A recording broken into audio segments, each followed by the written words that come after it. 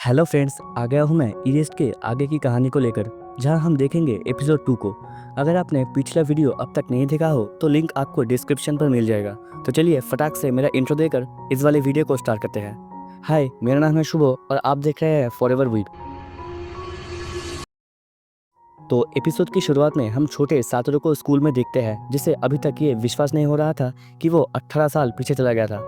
वो अपने रूम के बाहर खड़ा होकर ब्लैक बोर्ड पर लिखा हुआ आज का डेट देखता है, जो कि था 15 फेब 1988। तभी रूम में एक टीचर आ जाता है, जो कि सातोरू को अपने सीट पर बैठने को कहता है। इतने साल बाद उसे अपना सीट याद नहीं रहता, तो टीचर उसकी मदद कर देता है। दोस्तों, इस टीचर का नाम होता है गाकू याशिरो, और इसे याद रखना आगे काम आएगा। सातोरू अपने सीट पर बैठकर अभी तक ये सोच रहा होता है कि आखिर ये सब हो क्या रहा है। वो रिवाइवल में 18 साल पीछे कैसे आ सकता है, उसे कुछ भी समझ नहीं आ रहा होता। तभी उसके दिमाग में उसकी मॉम की बात आता है और वो एकदम से क्लासरूम से निकल जाता है और अपने घर की तरफ भागता है। घर पहुंचकर वो देखता है कि दरवाज़ा लॉक होता है और वो उसे खोलने की कोशिश करता है। तभी उसे नीचे एक बॉक्स दिखाई देता है और उसे याद आता है कि उसकी मॉम चाबी उस बॉक्स के नीचे रख कर जाती थी। वो वहाँ से चाबी निकालकर अपने घर में जाता है। फिर से अपने घर को पहले जैसा देखकर वो बहुत खुश हो जाता है। वो अपने बचपन की चीज़ों को देखने लगता है, जहाँ उसे एक मास्क दिखता है, जिसे देखकर उसे अपनी मॉम की याद आता है। दोस्तों, हो सकता है ये मास्क उसे उसके मॉम ने ही बचपन में दिया हो। सीन शिफ्ट होता है और हम देखते हैं कि सातोरू वहीं पर सो गया होता है। तभी उसे उसके नाम से कोई पुकारता है और हम देखते हैं कि वो और कोई नहीं बल्कि उसकी मॉम होती है। इस वाले टाइमलाइन से अपनी मॉम को फिर से देखकर वो रो पड़ता है। सीन शिफ्ट होता है और हम सातोरू की मॉम को डिनर बनाते हुए देखते हैं और सातोरू वहीं पर खड़ा होकर अपनी मॉम को देख रहा होता है। उसके बाद वो दोनों साथ में डिनर करते हैं और सातोरू अपने मन में कह रहा होता है कि जब वो छोटा था तब ये सब पल उसके लिए उतना इम्पोर्टेंट नहीं था जितना कि आज है। वो बोलता है ये रिवाइवल ही है, किस्मत ने मुझे दूसरा मौका दिया है और मैं इसे बिल्कुल भी ज़ाया नहीं करने दूंगा। नेक्स्ट सीन में हम सातोरू को स्कूल जाते हुए देखते हैं, जहाँ वो अब तक सोच रहा होता है कि वो रिवाइवल में इतना पीछे कैसे आ सकता है, शायद अपने मॉम को बचाने के लिए। लेकिन उन्हें बचाने के लिए तो 10 या 15 मिनट पीछे जाना ही काफ़ी होता। तो शायद उसके मॉम के मर्डर के पीछे का रहस्य 18 साल पहले सातोरू के बचपन में छुपा हुआ था। तभी उसे दिखता है कायो हिनाजुकी। दोस्तों, अगर आपको याद ना हो तो कायो वही लड़की है जिसका किडनैप हो गया था और बाद में जिसकी डेड बॉडी मिली थी। कायो के ज्यादा दोस्त नहीं थे और वो ज्यादातर समय अकेले ही रहती थी। सातोरू कायो पर नजर रखने लगता है, जहाँ उसे एक जगह दिखता है कि कायो के पैर पर तो एक चोट का निशान होता है। पीरियड ब्रेक में हम सातोरू के सभी बचपन के दोस्तों को देखते हैं, जिनमें से इस लड़की का नाम है हीरो, इस लड़के का नाम है काजू और इसका नाम है ओसामू, और ये है केनिया, जो कि सातोरू से पूछता है कि क्या वो कायो को पसंद करता है, क्योंकि उसने देखा है कि सातोरू हर वक्त कायो को ही ताड़ता रहता है। तो सातोरू शर्माकर बोलता है कि ऐसा कुछ नहीं है, उसे सिर्फ कायो पर इंटरेस्ट है। तो इसी बात पे उसके दोस्त उसे कायो के साथ बात करने के लिए भेज देते हैं। कितने कमाल के दोस्त हैं, मेरे दोस्त होते तो उल्टा उसे ही पटा लेते। सीन शिफ्ट होता है और हम सातोरू को देखते हैं, जो कि कायो से बात करने जाता है। तो कायो उसे इडियट बुलाती है, तो सातोरू घबरा कर पूछती है कि क्या वो ऐसे हेलो बोलती है।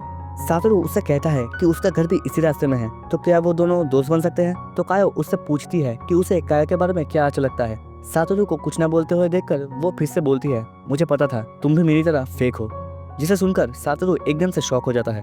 उसके बाद कायो जाने लगती है। सातोरू उससे फिर दोस्त बनने के लिए पूछता है, तो कायो बोलती है, दोस्त हाँ, तो क्या तुम मुझे मरने से बचा सकते हो। और तभी सातोरू को याद आता है कि कायो के किडनैपिंग से पहले उसके साथ कुछ बुरा हुआ था, तो अगर सातोरू उसे रोक सकता है तो शायद वो कायो को बचा सकता है। सीन शिफ्ट होता है और हम सातोरू को अपने दोस्तों के साथ देखते हैं, जहाँ काजू सातोरू से पूछता है कि क्या वो दोनों साथ में घर गए, क्या उसने कायो का हाथ पकड़ा। तो सातोरू शर्मा कर मना कर देता है। उसके बाद वो सब घर जाने लगते हैं। ओसामू सातोरू से पूछता है कि इतने ठंड में उसके ग्लव्स कहाँ हैं, क्या वो उन्हें हाइड आउट पर भुलाया है। तो सातोरू को याद आता है कि बचपन में उनका एक हाइड आउट था, जहाँ वो सब अक्सर जाया करते थे। सातोरू पूछता है कि क्या वो सब आज हाइड आउट पर जाएंगे। तो ओसामू बोलता है, क्या तुम्हें पता नहीं, हम स्नोफॉल होने पर हाइड आउट पर नहीं जाया करते, क्योंकि वहाँ हमारे फुटप्रिंट्स रह जाते हैं। तो सातोरू थोड़ा अनकंफर्टेबल होकर बताता है वो भूल गया था। ये सब केनिया नोटिस कर रहा होता है और जाते वक्त सातोरू से अकेले में पूछता है, सब ठीक ठाक तो है ना, अगर कोई परेशानी है तो वो उसे बता सकता है। वो और उसके बाकी दोस्त सातोरू की पूरी मदद करेंगे। इसके बाद वो सातोरू को स्कूल मैगजीन पढ़ने के लिए बोलता है। घर आकर सातोरू मैगजीन खोलता है, जहाँ कायो का लिखा हुआ एक एसे होता है। उसमें लिखा होता है कि कायो एक अनजान से आइलैंड पर जाना चाहती है, जहाँ पर कोई भी इंसान, क्लासमेट्स, टीचर और यहाँ तक कि उसकी मॉम भी ना हो, जहाँ वो जब चाहे स्विमिंग कर सकती है, जहाँ वो जब चाहे पेड़ पर चढ़ सकती है, जब चाहे सो सकती है, जहाँ कोई दर्द, कोई सफरिंग ना हो, जहाँ केवल शांति हो। उस एसे को पढ़कर सातोरू समझ जाता है कि कायो कितनी अकेली है। और उसे शक भी होता है कि कायो के उस चोट के पीछे का कारण कहीं उसकी मॉम तो नहीं, क्योंकि तभी तो उसने लिखा कि वह उसकी मॉम भी ना हो।